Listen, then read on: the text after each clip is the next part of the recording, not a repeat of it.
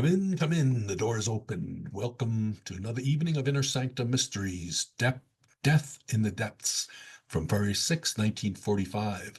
Outside these walls, history was being made. That very week, Roosevelt, Churchill, and Stalin gathered at Yalta to reshape the post-war world. The liberation of Manila was underway. Dresden would be firebombed in just days. It was a world desperate for distraction. And what better distraction than terror?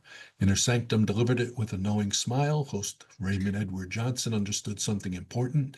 Horror works best with a touch of humor. The tension builds higher when you've been laughing just moments before. This was Raymond's final months as host. By May, he would leave for Army service, never to return. Producer Hyman Brown there admitted Raymond wanted too much money to come back, but no replacement ever quite captured that sardonic charm. The show's sponsor, Lipton Tea, provided a wonderful contrast. Imagine a cheery tea lady interrupting tales of murder and madness to remind you that Lipton brisk flavor picks you up. She would actually scold Raymond for being too morbid. It was advertising genius. The creaking door awaits. Step through it if you dare. And remember, pleasant dream. Lipton Tea and Lipton Soup present Inner Sanctum Mysteries.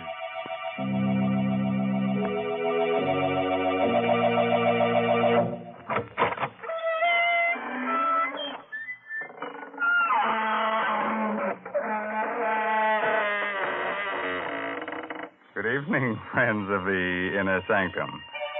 This is your host, Raymond, inviting you once again to join our scary company.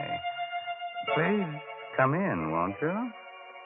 We have a full quiver of shivers this evening, and what? You say it's rather cold in here. Well, some of the chills of our story must have leaked out. Why don't you all huddle together? There's so much comfort in having someone else beside you instead of being beside yourself. Now, Mr. Raymond, that's no way to welcome people. You're apt to chase them away talking so scary-like. What? Oh, hello, Mary Bennett. So, you don't think I'm a good host, huh? Maybe I should say, lay your little head on a pillow. Are you comfy? There. Now, Uncle Raymond will drone you to sleep with a bedtime story, and when you wake up, Aunt Mary will give you a nice hot plate of Lipton's noodle soup. Oh, dear. There's just no talking to you. Folks, please don't listen to the way he talks about Lipton's noodle soup. Try it for yourself. You just don't know how good noodle soup can be until you've tasted Lipton's. It's got such a grand chickeny flavor. It really tastes homemade. And then, of course, Lipton's noodle soup comes in a package, so it's no work to prepare. You just empty it into boiling water, and in a jiffy, soup's on. And another thing, Lipton's makes lots more and costs less than canned soup. Well, thanks for the hot facts, Mary. And here's a fact for you.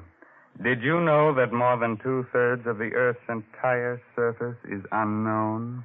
The salty wastes of the sea?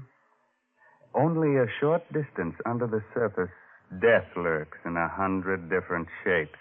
And that's where we're going to take you tonight in Robert Newman's strange story of Death in the Depths.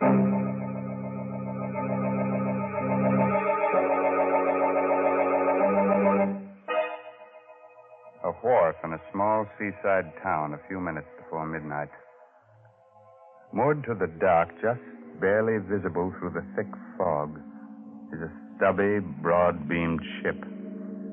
Suddenly, out of the swirling mist, a man and woman appear. He is tall, heavy-set, carries a sea bag over his shoulder. She's slim, attractive.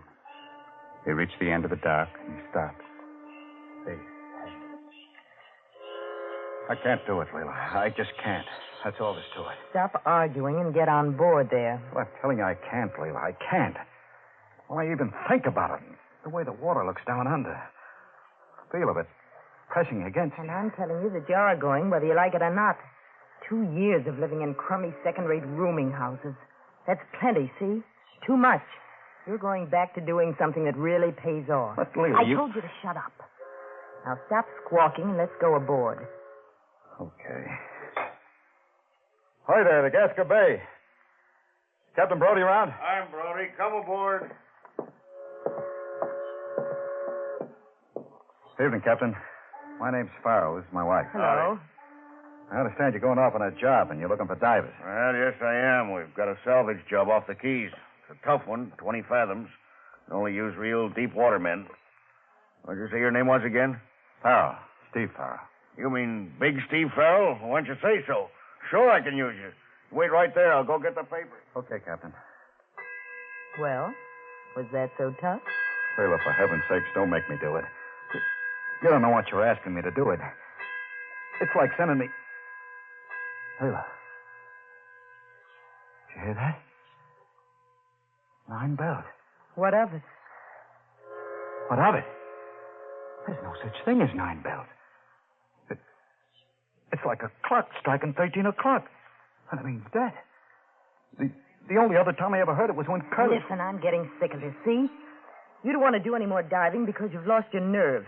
And because a bell rings 9 times instead of 8, you say it means something. Well, what do you think it would mean if I told the police a couple of things I know? I'll tell you. It would mean the chair. Now, how do you like that? Sailor, you don't know. You don't know. Take care of yourself, Stevie boy. I'll be seeing you in a couple of weeks. Feeling pretty good, aren't you? You think you're getting just what you want? Well, maybe you are. Because when I sign those papers, I won't be signing on as a diver. I'll be signing my own death certificate.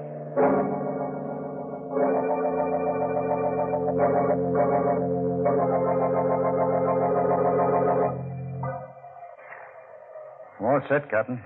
Any instructions before they close me up? No, Steve. Can't expect much on a first dive, but see if you can determine the extent of the damage. All we know about her now is that she's about 1,500 ton. Her name was the Santa Elena. She went down the collision. Right, Captain. Okay, close them up. Start the pumps.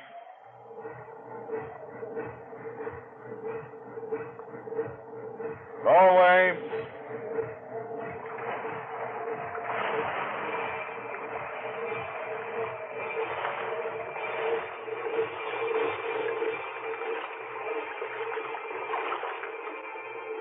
I'm scared. Scared. I swore I'd never go down again. Here I am. It's all just the way I remembered it. Nothing at first but the quiet. Just the pump, like the echo of your heart beating. And the light fading as you go down. Getting darker. And the cold. The pressure building up. Pressing harder and harder. Gripping you tighter and tighter as if you were being swallowed by something alive. Always down below where you can't see it. Something weighty. Something that... Stop it. Gotta stop it. There was a time when I really used to like diving. When did it all begin? Despair. Guess that night in the bar in Tampa. She told me she married Curly. Well, this is certainly quite an evening you're giving me, Steve. It's more like a wake than a celebration. Why are you looking at me like that? Wondering whether I should kill you. Whether I should talk to Curly and let him do it. What do you mean? You know what I mean. You know Curly. You ever found out how things were with you and me? Well, he's just young enough and crazy enough about you to put you away for keeps. I can handle Curly with my little finger. Besides, you wouldn't do anything like that. Wouldn't I? Why'd you meet me here tonight? You know it's because you wish you were married to me instead of him. So what? What are you going to do about it? You know darn well he'll never let me go. No. I guess he won't, but... we've got to do something. Yeah, but what? After all, he wakes for me. Diving's kind of dangerous. As a matter of fact, we're getting off on a job tomorrow that's pretty tricky. Steve. When you want something badly enough, there's always a way of getting it.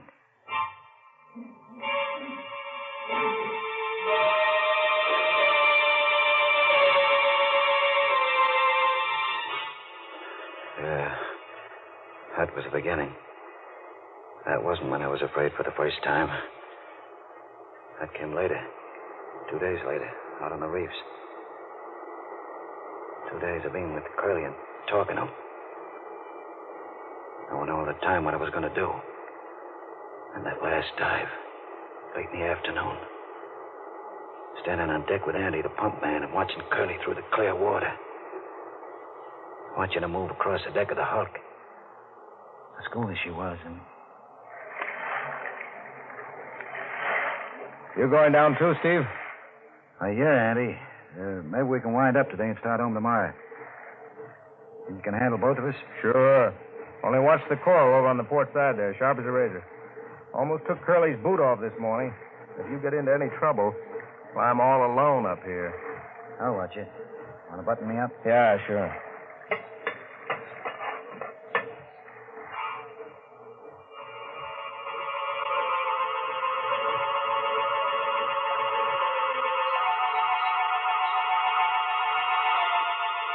Going down then. Just the way I'm going down now. I still wasn't afraid. Not yet. I was too busy figuring out just how I was going to do it. And landing on the bottom and starting to work my way toward the Hulk, over the coral. There was Curly's hose and safety line, lying on the coral, snaking its way to the Hulk where he was working. Didn't have to look up. You could tell by the shadow I was under the hull of our ship, so Andy couldn't see me. And I came to a place where Curly's line was lying right next to a coral spur.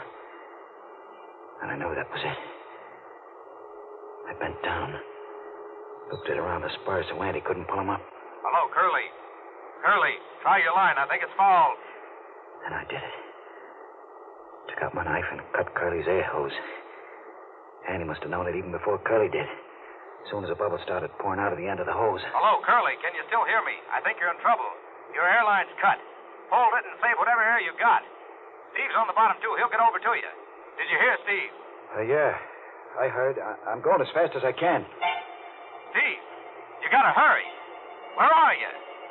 I just hit the deck, but it's clouded up and I can't see anything. Where's Curly? Up forward, near the ship's bell. Listen, he says he's going to ring it so you can follow the sound. And for heaven's sake, hurry. The sound. As if I didn't know where he was.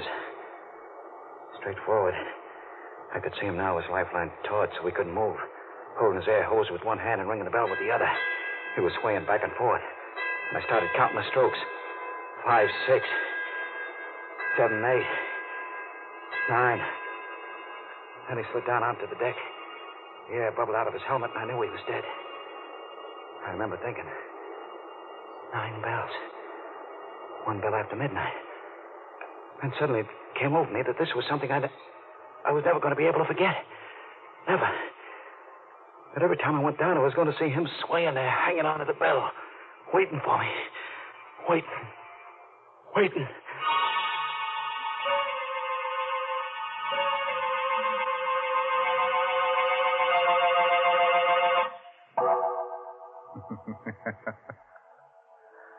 So that's why Steve Farrell wouldn't go back to his old profession of deep-sea diving. I should think it would lose some of its appeal if you expect to meet a dead man every time you go down. How about that, Mary? Climb aboard and tell us what you think. Well, Mr. Raymond, I certainly wouldn't like to be a deep-sea diver. To be all alone down there in the cold water with fishes and all sorts of things swimming around you.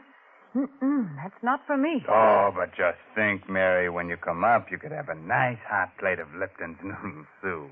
I think you've really got something there. Lipton's noodle soup would sure be welcome at a time like that. It's such a heartwarming dish. It perks you up just looking at it, looking at those tender noodles floating in that golden broth. My, I'm getting to talk fancy. But really, folks, Lipton's does taste sort of special. It's got a chickeny flavor, and it just tastes homemade, like the old-fashioned noodle soup you used to make yourself. But heavens, I don't want to be interrupting Mr. Raymond's story, so I'll just say, try Lipton's real soon, won't you, folks?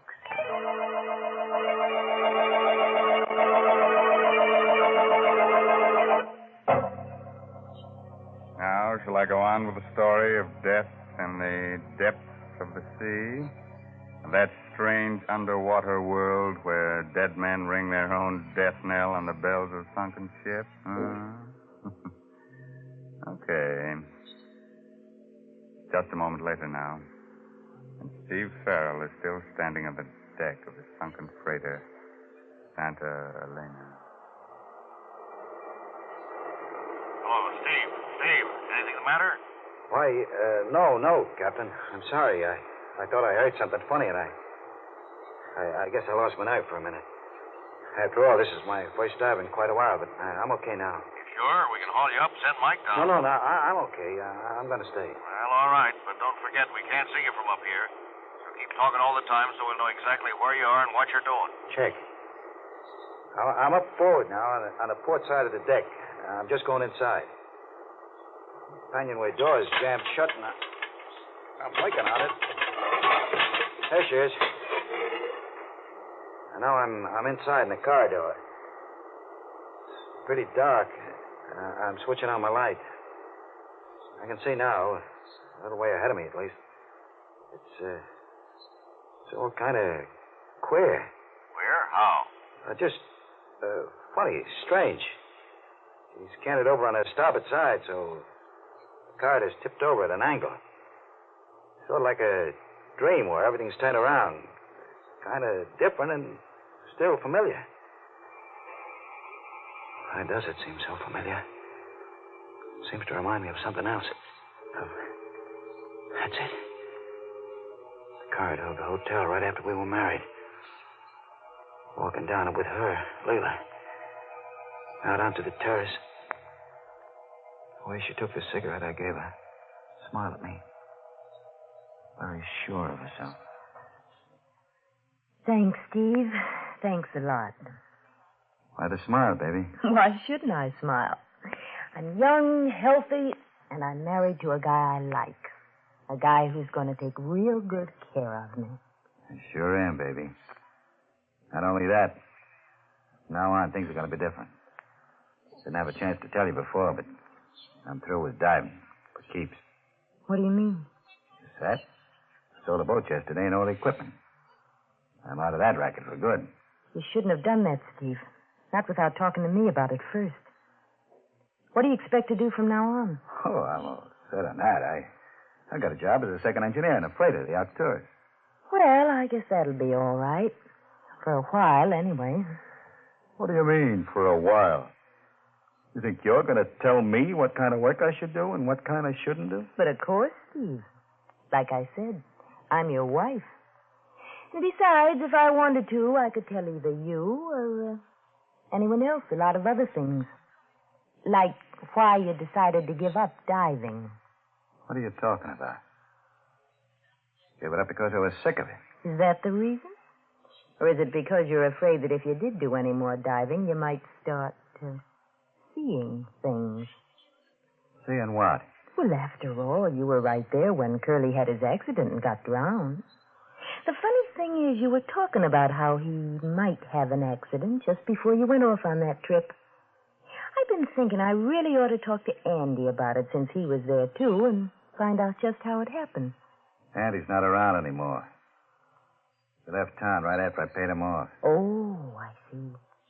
Well, remember that the police could probably find him, Steve, if they should ever want to ask him any questions.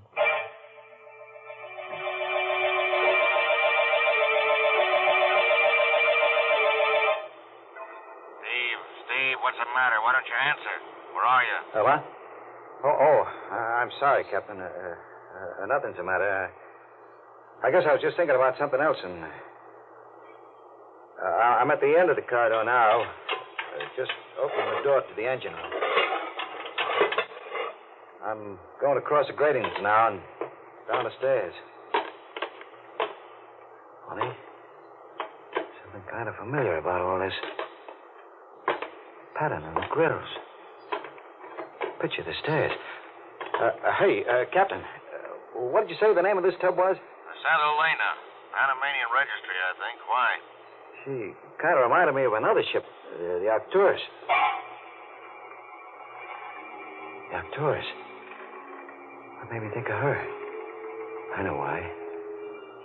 Year and a half in which I almost forgot about Curly. What had happened down there on the deck of the schooner. Year and a half in which I was almost happy, even with Leela.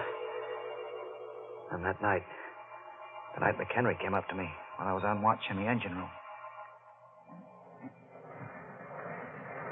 Hi, Steve. How's it going? Swell, Chief. I just cut number 2 in again, and she's purring like a kitten. Good. Look, Steve, the old man claims she's handling a bit heavy. Wants her to sound out the pumps and check the bilge. I told him he was crazy, but, well, maybe we'd better.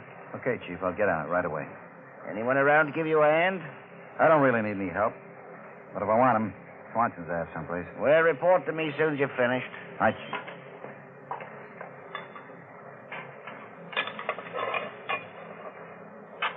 Oh, there you are, Swanson.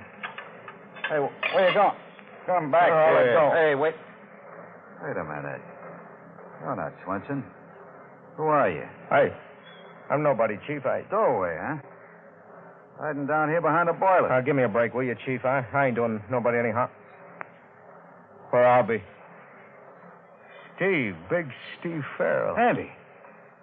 Andy Andrews. And I wanted a break. This is terrific, Steve, like money in the bank. What happened to you anyway? Oh, usual thing. Run a tough luck. Been out of work for about a year now. Look, Steve, I'm pretty hungry. I ain't had nothing to eat since we left port. I guess I could pick up some stuff from the galley for you. But we'll have to be careful. Be the devil to pay if they found out I was hiding you. Good old Steve. I know you wouldn't let an old shipmate down. And, Steve, while we're at it, I could use a little cash, too. Yeah, I figured that. Well, when we get to port, I guess I could let you have 10 or 20. That's not enough. I was figuring on, like, 500. For a starter. 500? Are you nuts? I don't think so, Steve. You see, after Curly had his little accident and you sold the boat and all the equipment, I figured you'd given up diving because you were kind of upset about it. Then I heard you'd married his widow, that Leela dame. I started thinking back. I remembered how Curly's air hose looked after we pulled him up. The place where it was cut wasn't rough, like it had been done by coral. It was clean, like it had been done with a knife. You. So that's it. Blackmail. Oh, why do you have to use words like that, Steve? Okay, Andy. It's going to be a little tough to get, but... Wait a minute. What is it? Someone's coming, one of the wipers. We got to find some place for you to hide. I know. Down there in the bilge. Here, climb in. Right down through that But it's almost full of water. There's plenty of room, and you'll be safe there. Really safe. Oh, okay, but you better not... What are you doing? Let go of me. Let go. Help. Help. You'll be safe here, all right. I'll see to that. Stop struggling like that, Andy. Not going to do you any good. And I'm in too deep already to let you go wandering around with what you know. And few weeks before they find you down here in the bilges. Maybe they never will. And if they do, they'll figure you tried to hide down there and got drowned all by yourself.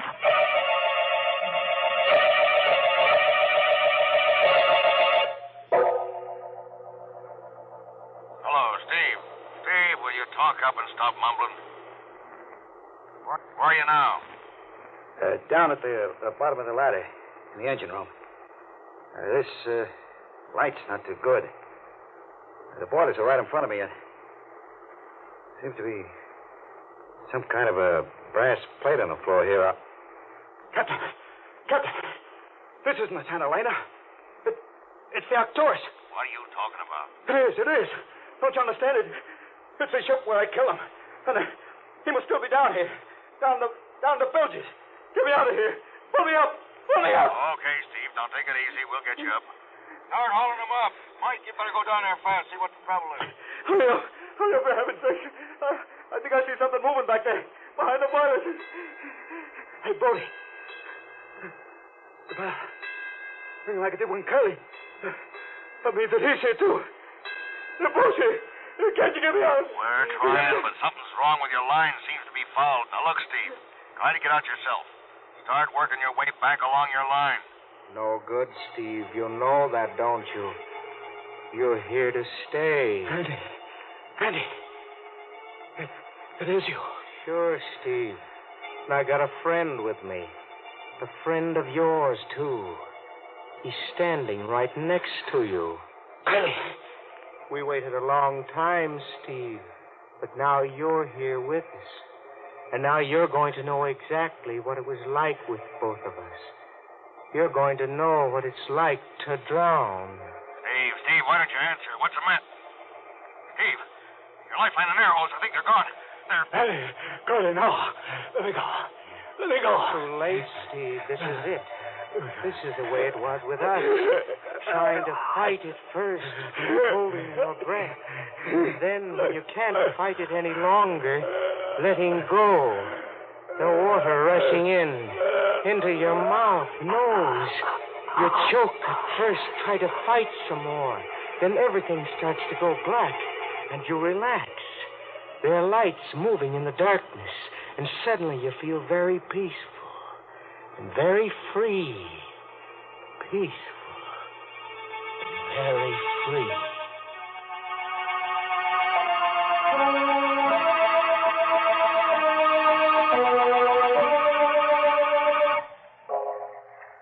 Did you find him, Mike? Yeah, it was right where you said. Down in the engine room. They're hauling him up now. It's going to be tough breaking the news to his wife. How did it happen? There's a heavy iron door leading into the engine room.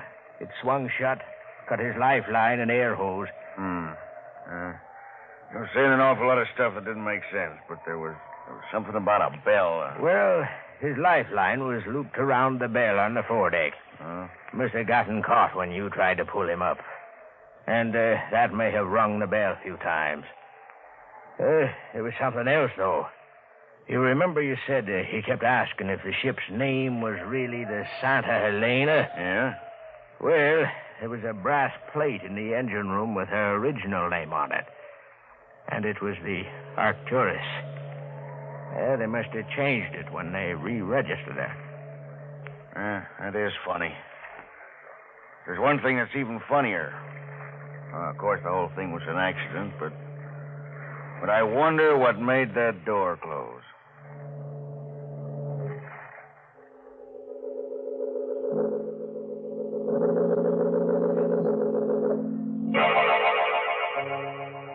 Oh, you do, huh? Even with two able-bodied ghosts about? But that's the way we like to leave you, with a couple of things to keep you wondering. And when we do, then we've known we've really rung the bell. The funeral bell. Oh, Mr. Raymond, with all the different kinds of bells there are, why do you have to talk about that kind? All right, Mary. Pick your own bell, see if I care. All right, then I'll choose a dinner bell. Will you ring it 9 times, huh? No, sir. You only have to ring it once if you're serving Lipton's noodle soup. And folks will come swarming to the table, because they know it takes Lipton's to show how good a noodle soup can be.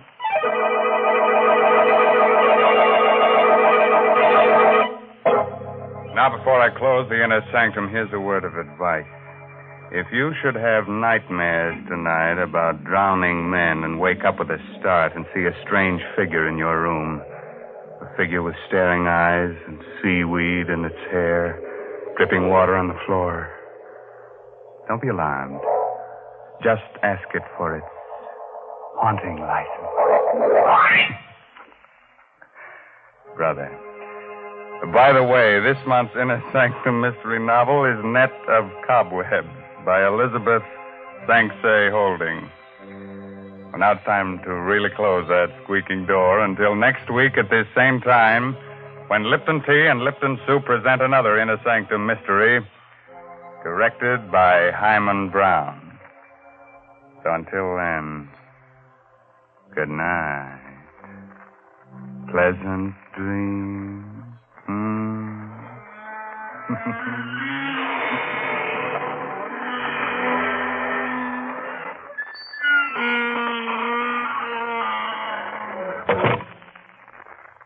Folks, I don't know how you feel, but that spooky bell gave me the shivers. Right now, I'd like to hear a cheerful sound that'd make me forget all about it. Yes, I'd like to hear a tea kettle singing on the stove. And when that water is at a good rolling boil, let's have a cup of Lipton tea. You know, the tea with the brisk flavor. That word brisk, B-R-I-S-K, means that Lipton's has a lively, full-bodied flavor. It never tastes flat or wishy-washy. So don't forget Lipton tea. And don't forget to tune in next Tuesday night for another Inner Sanctum Mystery.